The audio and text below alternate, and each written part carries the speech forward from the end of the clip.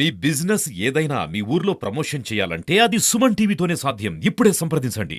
Welcome to Suman TV. నేను మీ విజయని. మిస్టరీగా CI తల్లి missing case. పూజ కోసం వెళ్లి అంతు చిక్కని వైనం. వారం రోజులుగా మదనపల్లిలో చర్చ. ఆఖరికి ప్రైవేట్ ఫైనాన్స్ లో బాధితురాల నగలు.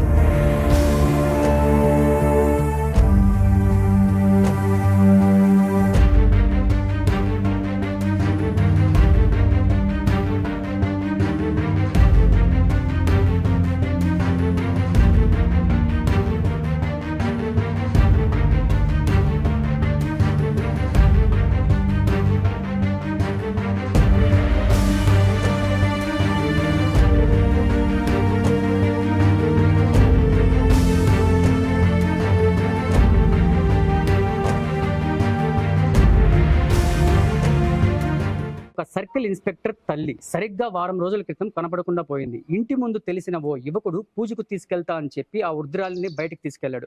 ఆ తర్వాత ఆమె ఇంటికి తిరిగి రాలేదు. దీంతో మిస్సింగ్ కేసుగా పోలీసులు కేసు నమోదు చేసుకున్నారు. ఇక వివరాల్లోకి వెళ్తే మదనపల్లికి చెందిన నాగేంద్ర ప్రసాద్ ధర్మవరం 1 టౌన్ లో సిఐగా విధులు నిర్వహిస్తున్నారు. ఆయన భార్య పిల్లలు ధర్మవరంలోనే ఉంటున్నారు. కాగా నాగేంద్ర ప్రసాద్ తల్లి స్వర్ణకుమారి మదనపల్లి పట్టణంలో ఓ శివారులో జగన్ కాలనీలో ఉంటుంది. ఇప్పుడైతే మనం అక్కడికే వచ్చామన్నమాట. ఇక్కడ చూసుకున్నట్లయితే ఈ స్వర్ణకుమారి ఎవరైతే వృద్ధురాలు మిస్సింగ్ అయిందో వాళ్ళ ఇంటి దగ్గరే మనం అయితే ఉన్నాము. అయితే ఈ వృద్ధురాలు ఎవరి మీద ఆధారపడకుండా ఒంటరిగానే జీవనం కొనసాగిస్తుంది. ఆమెకు విపరీతమైన దైవభక్తి ఎక్కువ. ఈ క్రమంలో గత శనివారం ఉదయం ఆమె ఇంటి ముందు నివాసం ఉంటున్న వెంకటేష్ అనే యువకుడు వచ్చి స్వర్ణకుమారిని పూజకు తీసుకెళ్తామని చెప్పేసి తీసుకెళ్లాడు. సుమారు మధ్యాహ్నం 11 గంటల ప్రాంతంలో ఆమె స్నేహితురాలు ఫోన్ చేయగా కాల్ ఫార్వర్డ్ వాయిస్ వినిపించినట్లు తెలిసింది. సాయంత్రం అయినా కూడా స్వర్ణకుమారి ఇంటికి తిరిగి రాకపోవడంతో ఎక్కడో పూజకు వెళ్లి ఉంటుందని అందరూ అనుకున్నారు చుట్టుపక్కల వాళ్ళు. ఈ క్రమంలో కూడా 1వ తేదీన పింఛన్ తీసుకోవడానికి కూడా స్వర్ణకుమారి రాకపోవడంతో అందరికీ అనుమానం అయితే బలపడింది. ఈ విషయం తెలుసుకున్న తన కుమారుడు నాగేంద్ర ప్రసాద్ సమాచారం ఇవ్వడంతో ఆయన మదనపల్లి తాలూకా పోలీసులకు తన తల్లి కనపడలేదని ఫిర్యాదు కూడా చేశాడు. ఇక్కడ ఇంకొక సంఘటన విషయం ఏంటంటే బాధితురాలు సంబంధించిన నగలు ప్రైవేట్ దుకాణంలో ప్రత్యక్షమయ్యాయి. ఈ స్వర్ణకుమారి ఒంటిపై ఉండాల్సిన నగలు పట్టణంలోని ప్రైవేట్ ఫైనాన్స్ సంస్థలో ఉన్నట్లు పోలీసులు గుర్తించారని సమాచారం. శనివారం సాయంత్రమే 4.5 లక్షలకు ఈ నగలు కుదువు పెట్టినట్లు తెలుస్తుంది. దీంతో పాటు అనుమానితుడు వెంకటేష్ సోమవారం ఇంటి వద్దనే ఉన్నట్లు తెలుస్తుంది. ఈ విషయం తెలుసుకున్న పోలీసులు హుటాహుటిన ఇంటికి వెళ్లి చూడగా వెంకటేష్ పారిపోయాడని తెలిసింది. అతని మొబైల్ ఫోన్ స్విచ్ ఆఫ్ చేయడమే కాక సిమ్ము తీసి ఇంట్లో పడేసి వెళ్లిపోయినట్లు సమాచారం కూడా అందింది. ఈ క్రమంలో అతన్ని వెతికి పట్టుకునేందుకు పోలీసులు నానా ప్రయాసపడాల్సి వస్తుంది. ఇది ఇలా ఉంటే వెంకటేష్ మదనపల్లి పట్టణానికి చెందిన ఓ యువకుడు సహకరించినట్లు సమాచారం కూడా అందింది. దీంతో వీరిద్దరి కదలికపై పోలీసులు నిఘా పెట్టి గాలిస్తున్నారు. ఇది ఇలా ఉంటే బాధితురాలు స్వర్ణకుమారి మొబైల్ ఫోన్ కూడా స్విచ్ ఆఫ్ చేసి ఉండడం, టవర్ లొకేషన్ ఒకే రోజు ఒకే ప్రాంతంలో చూపిస్తున్నట్లు విశ్వసనీయంగా తెలిసింది. పోలీసులు కూడా ఈ కోణంలోనే కూడా దర్యాప్తు చేస్తున్నారు. ఒక సిఐ స్థాయి అధికారి తల్లి మిస్సింగ్ అయిందంటే అది కూడా వారం రోజులు దాటుతుంటే దీని వెనుక ఏమి ఉంటుంది అనేది పట్టణ ప్రజలు చర్చించుకోవడం ఆశ్చర్యానికి గురి చేస్తుంది. మాతో ఏం ఎక్కువ మాట్లాడేది లేదు, ఎక్కువ ఉండేది లేదు. ఎప్పుడు అట్లా వాళ్ళు పోతాండ్రి, వీళ్ళు వస్తాండ్రి, అది ఒక్కటే తెలుసు. మళ్ళీ వేరేది ఏం తెలియదు. మామూలుగా ఒకటే ఉంటుందా? ఎవరన్నా ఉంటారా? ఒకటే ఉంటాండి. వాళ్ళ ఇంట్లో ఒకటే ఉంటది. ఎన్ని సంవత్సరాల నుంచి ఉంది? 10 ఏళ్ళు అవుతుంది. సరే, ఆమె మామూలుగా బయటకి ఇట్లా వాకింగ్ వచ్చేదమ్మా? వాకింగ్ రాదు, పాలకు పోతుంది. అట్లా పాలు అక్కడ ఏడ తెచ్చుకుంటుందా? సాయంత్రం పాలకు పోతా అంటే పొద్దున్నే మేము లేచేవానికి పాలు తీసుకొని ఆడ పూలు పెట్టుకొని అట్లా వచ్చి ఆడ ముగ్గేసి పెట్టుకుని మళ్ళీ ఇంట్లోకి వెళ్ళిపోతాండి అంతే. మామూలుగా ఇప్పుడు వాళ్ళ కొడుకు అట్లా రారమ్మా? వాళ్ళ కొడుకు కూడా ఎప్పుడు వచ్చేవాడు కాదు. అప్పుడెప్పుడైనా వచ్చిపోయాడా? రోజు ఫోన్ చేస్తుంటాడు, మాట్లాడుతుంటాడు. వాళ్ళ కొడుకు కూడా వచ్చేయమని చెప్పినాడు అని చెప్పా. అంటే వృద్ధాపంలో ఆమెకి ఏమన్నా ఎవరైనా ఫ్రెండ్స్ ఉన్నారా? మామూలుగా చుట్టుపక్కల వాళ్ళు ఇట్లా ఉంటారు కదా, ఆ వయసు గలే వచ్చి ముచ్చట్లు చెప్పుకునే వాళ్ళు? అట్లా మంచి కాదులే నాన్న. అట్లా బయటికి రాదంటావు?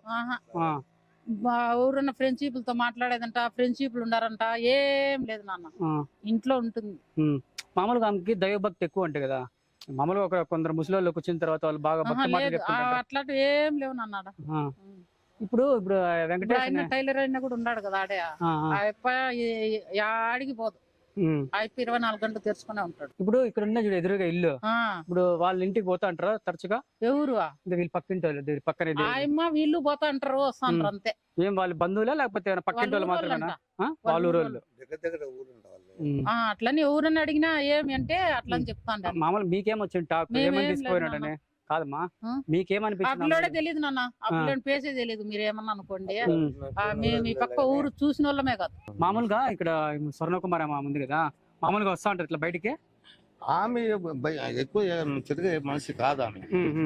ఆమె పక్క పోతే పాలు చూసుకుంటుంది, వస్తుంది, ఇంట్లో ఉంటుంది, ఎక్కడా పోదాడు. ఈడ పోయేది వచ్చేది మనకైతే తెలియదు. వీళ్ళ ఇట్లకి వచ్చేది పోయేది అంతే. మేము ఆ పక్క బజార్లో ఆ ఇల్లు పైన ట్యాంకే దాని అవతల ఉన్నాను నేను. మీరా మామూలుగా ఆమె 9 రోజుల నుంచి కనపడలేదని మీకు కూడా తెలిసింటారు ఒకే వీధిలో కాబట్టి. అటు ఇట్లనే వస్తా ఉంటాం. అదే మీరు వస్తా ఉంటారు కాబట్టి ఏమని నేను కూడా మాట్లాడుతా ఉంటాం. ఇప్పుడున్నా ఎట్లా బాగానే ఉన్నా అడుగుతాము, మంచిగానే ఉన్నాం, మంచిగానే ఉండే ఆమె. మళ్ళీ ఇట్లా మిస్సింగ్ అయిపోయింది కదా, మీకేమనిపిస్తుంది? బాధ అనిపిస్తుంది ఎవరికైనా బాధే. అంటే మీరు చుట్టుపక్కల ఏమైంది అని విచారించలేదా మీరు కూడా? అడుగు అందరూ అంటున్నారు మిస్సింగ్ అయింది, ఎక్కడ పోయింది ఏమైనా అంటున్నారు, అదే వింటున్నాం అంతే. అంటే మామూలుగా వాళ్ళ ఇంటికి తరచుగా ఎవరన్నా వచ్చేవాళ్ళ? అది ఎవరు రారు. పక్కింటోళ్ళు, ఎదురింటోళ్ళు? ఇల్లును ఆ ఇంటికి వాళ్ళు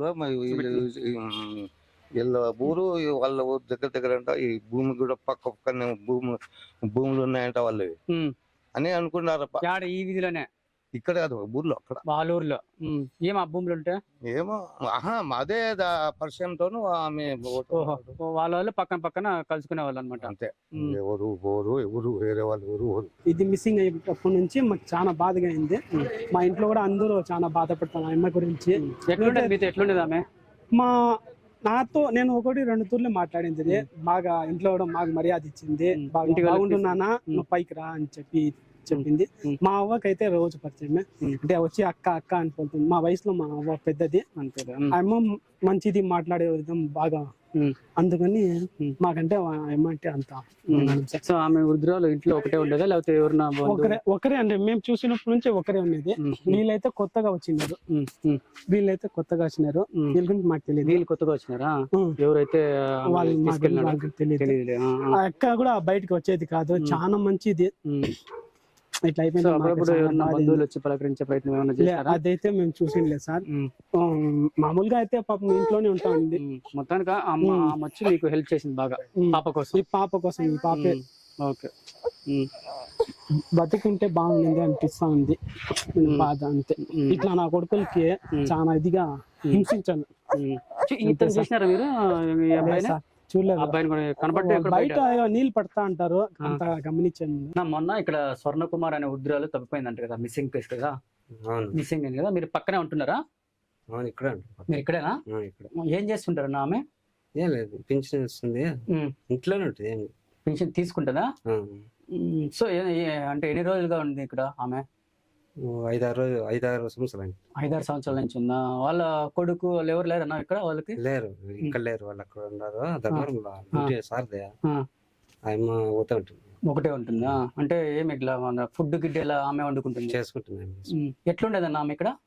అందరితో పలకరించేదా లేకపోతే ఇంట్లో లోపలే ఉండేదా? ఇట్లా ఉంటుంది. బయట వచ్చి ఎవరిని మాట్లాడుతుంది, పోతుంటారు కదా. ఎక్కడికైనా పోతా ఉంటుంది బయటికి?